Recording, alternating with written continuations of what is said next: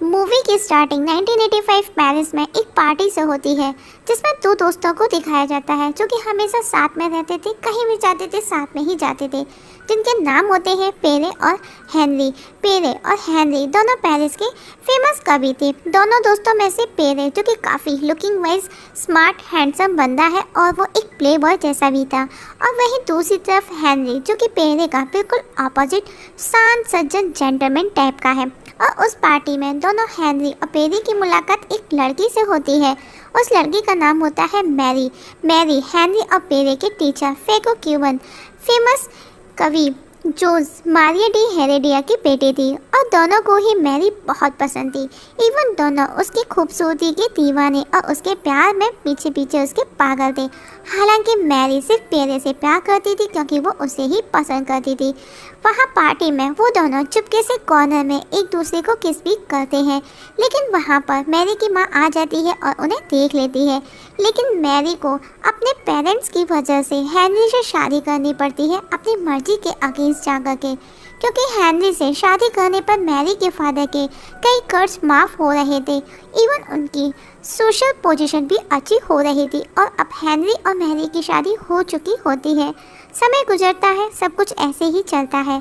तब एक दिन पेरे हेनरी से मिलने उसके पास आता है और उसे कहता है, तुम सब कुछ जानते थे, मैरी से मैं प्यार करता था और वो भी मुझसे प्यार करती थी, फिर भी तुमने ये सब क्यों किया? तुमने मुझे धोखा दिया। जिस पर हेनरी कहता है, मुझे भी मैरी से प्यार था, मैं भी तुम्हारी तरह उसके पीछे पागल था, उसका दीवाना था, सो कर ले शादी।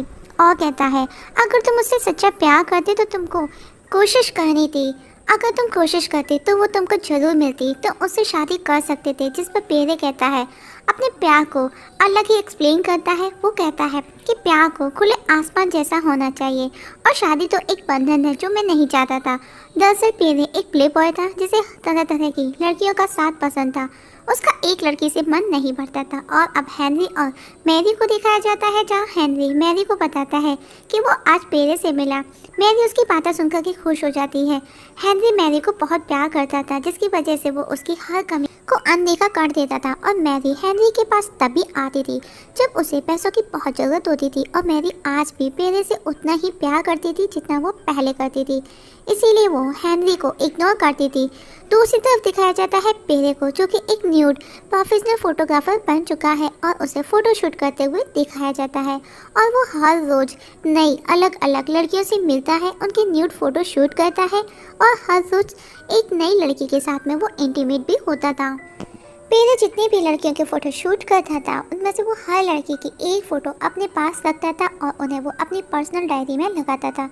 तभी वहाँ पर मैरी पेरे से मिलने उसके पास पहुँचती है, और उसके घर में लड़कियों को देख मैरी को अच्छा नहीं लगता। वो जेलस फील करती है और कहती है कि वो उसे आज भी उतना ही प्यार करती है जितना वो पहले करती थी, और दोनों एक दूसरे को किस करती हैं और इंटीमेट भी हो जाते हैं। नेक्स्ट डे मैरी न्यूज़पेपर पढ़ती है, तो पेरे उसे कहता है कि उसे कब से इंटरेस्ट आने लगा न्यूज़पेपर में। हालांकि मैरी सिर्फ हेनरी का एड्रेस देख रही थी, क्योंकि उसी ने कहा था कि वो न्यूज़पेपर के जरिए उसे मिलने के लिए एड्रेस देगा। और अब मैरी हेनरी के जाते ही उस एड्रेस पर पेरे से मिलने पहुंच जाती है, और हेनरी उसके कुछ फ़ोटोज़ लेता है, और अब पेरे उसकी हर एंगल से हर तरह की उसकी न्यूड फोटोज़ क्लिक कर रहा है। हेनरी बहुत अच्छे से जानता था कि पेरे आ चुका है, पर हेनरी मैरी पर ट्रस्ट करता था। एक दिन पेरे हेनरी के घर आता है।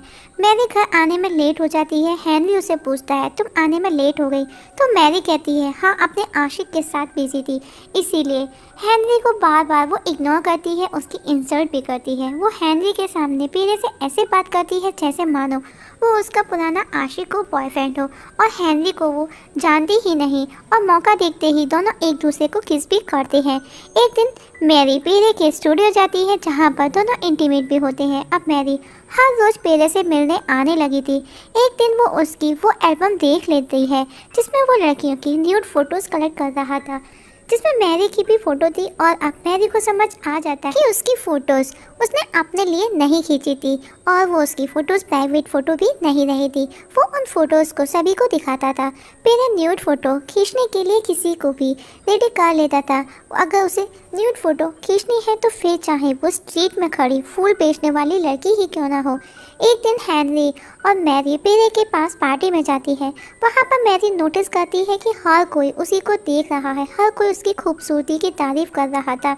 इवन एक बंदा तो आकर के बोलता है कि कपड़ों में ज़्यादा खूबसूरत लग रही हो। तो मैरी को अच्छा नहीं लगता, उसे अनकंफर्टेबल फील होता है और हेनरी से घर चलने का बोलती है। पर हेनरी उसे समझाता है कि हम कुछ देर में चलेंगे और मौका मिलते ही वो दोनों चुपके से वहाँ से चले जाते हैं।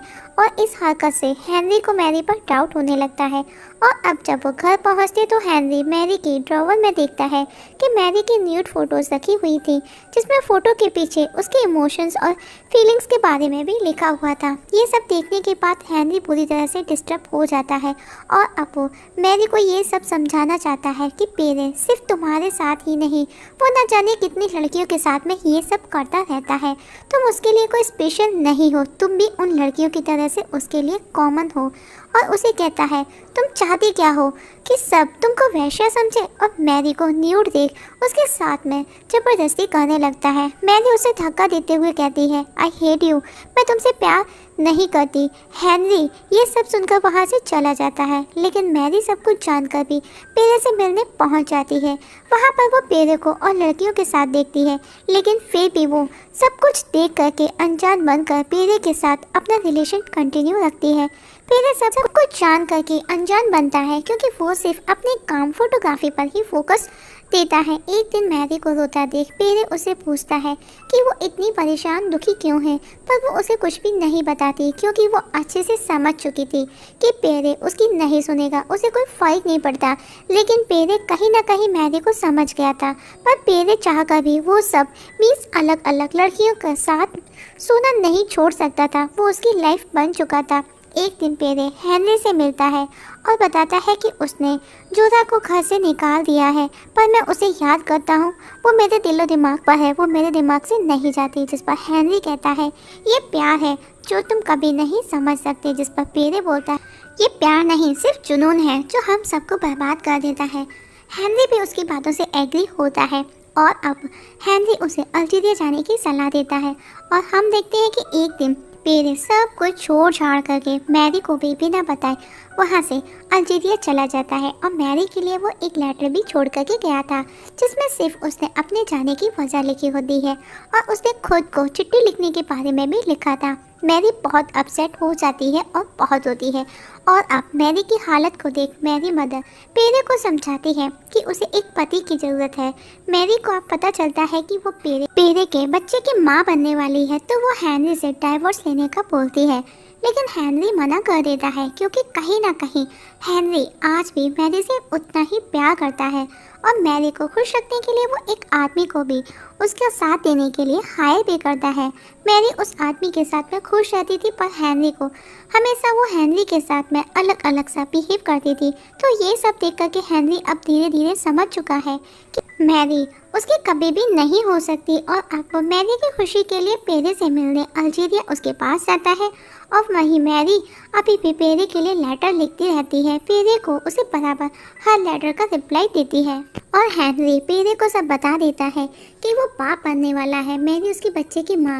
और कुछ दिनों बाद जब मैरी एक बच्चे को जन्म देती है तो हेनरी मैरी को बच्चे के साथ लेकर के पेरे के पास जाता है, जहाँ पर वो उन दोनों को बात करने के लिए अकेला भी छोड़ देता है। मैरी पेरे से कहती है कि वो आज भी उसे पहले जितना ही प्यार करती है जितना वो पहले करती थी। उसका प्यार सिर्फ उसी के लिए है, वो हेनरी से प्यार नहीं करती और ना ही वो कर सकती है। और मैरी की बात सुनकर पेरे भी कन्फेस करता है कि वो भी उसे उतना ही प्यार करता है और अब वो दोनों साथ में रहने का डिसाइड भी कर लेते हैं।